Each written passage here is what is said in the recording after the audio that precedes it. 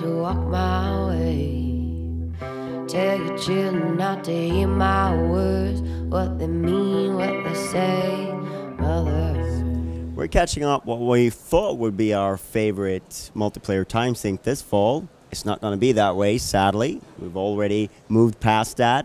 But let's talk about what you're showing here at Gamescom, because it's something that's really sort of been key to the whole thing, experience from the start, that you're mixing and matching, and that's really at the core of the whole thing. Yeah, I mean, that was one of the things that personally I was really excited to to allow the people playing the game here at Gamescom to be able to start messing around with character combos, you know what I mean, and seeing what they could come up with, trying the different monsters and stuff like that. So yeah, it's been really cool. And it's something that I would imagine that it's hard to demo, because it's not until you've played several rounds and you mixed around with few different things that you sort of really start to feel what kind of impact it has on the game as a whole. Right. Well, I mean that's one of the things that gives this game some more staying power. Right. Is that people are going to get in and they're going to choose their favorite characters and they're going to play them, right, and they're going to have fun, and then they're going to start thinking about okay, well, for example, if I am a Hyde player, like, I'd actually kind of like to have Hank as my support, right, because he can hit me with the shield gun, therefore allowing me to stay up close and personal with the monster longer, right, since Hyde's flamethrower is really short range but does the most damage of any weapon in the game. That's where he wants to be, and Hyde gives him that staying power so that he can stay up there longer. Things like that are really cool, and then you add in the perks and all that stuff, you start to get into some really interesting combo territory. Are you say that, and are you sort of like, is there a fear there that perhaps playing together will a little bit be hindered by the fact that you might want to have a certain character supporting you, or do you see that will sort itself out organically? No, I mean, I think in highly competitive play, people when they really get good, I think that that might come into play, but I mean, that's part of it is teamwork, right? That's a huge thing, and so not only is teamwork just like staying together and using your abilities, right, but it's also sort of planning the best way, the best plan of attack. I gotta assume that if you're playing the game to win, right? And so people want to win. And the thing is, like, it's not like we're gonna find that. We don't want there to ever be like the ultimate combo, right? This is the only combo you should ever play, right? Because this is the one that wins, right? And you have to tweak it. Exactly. Well, yeah, exactly. What we want is for people to be able to find cool combos within their preferences. So I wouldn't say there's fear, right? I mean, there's always sort of that like level. Oh God, I hope they like it. I hope they like it, right? And I think that's about as far as the fear goes. Yeah. And you're getting a chance to sort of gauge just how players react to this and what they will take in the beta that's coming up in January. Yeah, for sure. I mean, we just did an alpha in the States, which was super helpful for us. Getting the game out there early and allowing people to kind of bang on it and try to break it is super useful for us. I mean, not only do we find things that we need to improve, because new players are always going to look at things differently than we do after we've been playing it for over 3 years, but it also gives us more access to like a huge data pool, as opposed to the little data pool that we've been working for balance within the studio, right? Suddenly, when we do the beta, we're going to potentially millions of people are going to try it, right? And that's going to be huge for us, getting our hands on that amount of just raw data to look at okay, how are things balancing out, and the idea, of course, is to keep doing that post launch. So the concept of the beta, is it to sample a little slice of the game in that way, or do you want to see the greater effects of people mixing and matching and how the balance of that plays out? No, yeah, I mean, I think that's part of what we want to test. I mean, if we never test people being able to mix and match, then we're never going to know what kind of crazy busted shit that they're going to find. So yeah, for sure. Yeah. And of course, you've talked about 2 monsters, third one coming as part of the main game, and you talked about 4 times 2 classes, 2 characters. and there's well, I don't want to call it set because it is all about mixing and matching, but there's 4 more characters that you're yet to reveal. How do you see the scope of this game, sorry about this, evolving over the next few years? Well, you know, I mean, ultimately, we're going to release the game, and when we put it into the hands of gamers, it's not our game anymore, right? It becomes the community's game, and so, you know, we have our own ideas, you know, for DLC and stuff like that we think are going to be great, but ultimately, I think it's going to be us watching to see what people respond to. You know, the game modes that people like, right? The kind of characters they like. And, you know, once you start getting a hold of that, you know, that sort of information, it really allows us to sort of plot the future course for the game. You know, we're going to take it where people want to go with it, right? I mean, initially we've made the game we wanted to play, right? But, you know, once you sort of throw it out there, you know, I mean, gamers are resourceful, they're smart, right? They're always going to find stuff that you never really thought of. And sometimes that's bad, you know, and then they find stuff that's broken.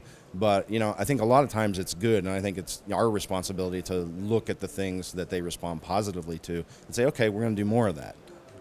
And I guess the whole 4 versus 1 thing, the asymmetrical multiplayer, even though there's been asymmetrical multiplayer, it's really a little bit different than what anyone has ever tried before. So I guess some of those answers will only come once it's in the wild. Yeah, for sure. I mean, we're confident that we have a game that is fun. I mean, we play it, you know, every day. We have been for over 3 years now. You know, people in the office wouldn't be playing the game. You know, it would be hard to get people to play if it wasn't fun. So we feel like we have a really fun game, you know, and everyone that we've showed it to and everyone that has played it has responded very positively to it. So, you know, I mean, but, you know, at the end of the day, you know, once you throw it out there, that's when all bets are off. And, you know, I'm actually kind of looking forward to it. It's funny because a lot of the time, you know, things like setting and environments and that sort of thing gets talked about a lot. Here it's been all about monsters, all about the characters, all about that asymmetric multiplayer, and sort of the maps and the settings have sort of taken a little bit of a back step, at least in the public eye.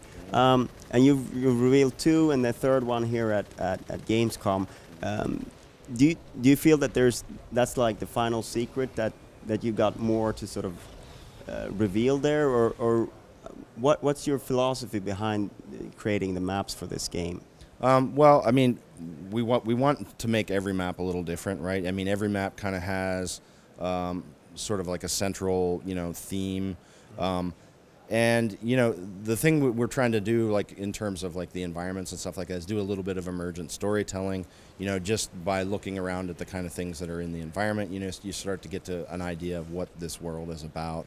But, you know, as far as gameplay goes, you know, it's just trying to find, you know, something unique for each map, you know, and it, you know, ultimately it's all about fantasy fulfillment, right? It's like, hey, yeah, and we did this, we used the same process when we made maps for Left 4 Dead. Like, hey, what kind of things do I want to do, right? Well, it'd be cool to, you know, fight, you know, in a jungle, right? And that's a very simple one. Well, what about, you know, on an ice lake? Or, you know, so we look for those kind of, like, just little hooks, right, for each map that, you know, give it a theme, and, you know, just sort of roll from there. Has it been a challenge to create maps that will work equally well, or sort of, you know, marry well with the monsters? Because you know, the characters, I can understand that they sort of have their own positives and drawbacks with each of the maps, but the monsters, it could be a different story. Sure. I mean, well, the thing is, we're not super worried about it, right? I mean, we've got a lot of maps planned, and you know, if there are some maps that, you know, give a certain monster, you know, or you know, even hunters, somewhat of an I don't want to say advantage, right? But, you know, it's like, oh, when you play on that map, it's good to use Kraken because, right? I actually think that's kind of cool, you know, and we kind of like that, right? I mean, there are things, you know, that you're going to find that, you know, I mean, that they're going to happen. There are things like that are going to happen, and you can't really stop it, right? I mean, you can't think of everything, right? The gamers, you know, the community will figure it out. And, you know, I think that's okay. That lends that map kind of some personality, right? It's like, oh, this is the map that's really good for the Kraken. And chances are, you know, maybe, you know, the player is going to choose that. But then, you know, a player might say, well, it may be good for the Kraken, but I'm going to take Goliath because that's bragging rights, right? Well, I beat you on this map with Goliath, right? I didn't take the most powerful, sort of setup or whatever. And the beauty of it is that may actually change as people play it. They may find new tactics, new strategies that will work better with another monster. Yeah, no, definitely. I mean, that'll be cool. The combo du jour, will always be changing, right? People will find something that feels unbeatable, and then people will figure out how to beat it, right? And then so they'll move on to the next sort of combo du jour, and that's cool. That keeps the game fresh, that keeps the game moving. And of course we're always going to be, we want to be constantly working on new content and stuff like that, and you throw a new monster into the mix, right? That has a ripple effect across the entire game, right? That makes, Markov, who's been in the game since the beginning, a little different, right? Because, well, how does Markov deal with this new creature or, what have you? Absolutely. I think that's one of the beauties of it, that you can expand it in that way, much more interesting than, say, a map pack if you add another monster. Right, yeah, for sure. I mean, we're going to have maps, right? We're going to make more maps. But ultimately, I think the thing that we... the meat of the game, right, is the characters and the monsters. So we started off this interview by talking about the fact that it got pushed a little bit, and of course it's to sort of ensure that the game is the highest quality when it launches. Is there anything specifically that you feel where you felt that, okay, this needs a little more time? Yeah, for sure. I mean, when we announced it, a lot of folks were disappointed, right, and we certainly don't want to disappoint anyone, but. Coming out of sort of all of our events, and then coming out of the alpha, we saw a lot of things that that were sort of underscored, right? Like, for example, one of the things is teaching new players just how to play, right? The ins and outs of the games, and we're not talking about just first-person mechanics. We've got some things, some certain mechanics specifically about Evolve that take a little bit of learning, right? So we said, what? People are confused, right? We're not really doing a good job of communicating how, this certain feature works, right? So that, we wanted time to be able to address that. The other thing is, just all the stuff that's kind of around the game. Everyone that was disappointed was kind of like, the game's polished, just ready to go. We played it all weekend, it was awesome. Just put it out, But the thing is, there's a lot of stuff around that, I mean, just that the experience, from the time you put the disc into the disc drive or, load it up depending on which platform you're playing to the point where you're playing, that needs to be a nice, smooth, process. It can't feel clunky or unfinished, right? We want you to be able to, everything to feel just really smooth and polished. And so, at the end of the day, it didn't actually buy us a lot of time, because time flies, and there's a lot of things that we want to do, but we felt like the extra couple of months would really allow us to sort of put that last layer of spit shine on it, and make it something that we can really feel good about. Thank you so much for your time. Thank you.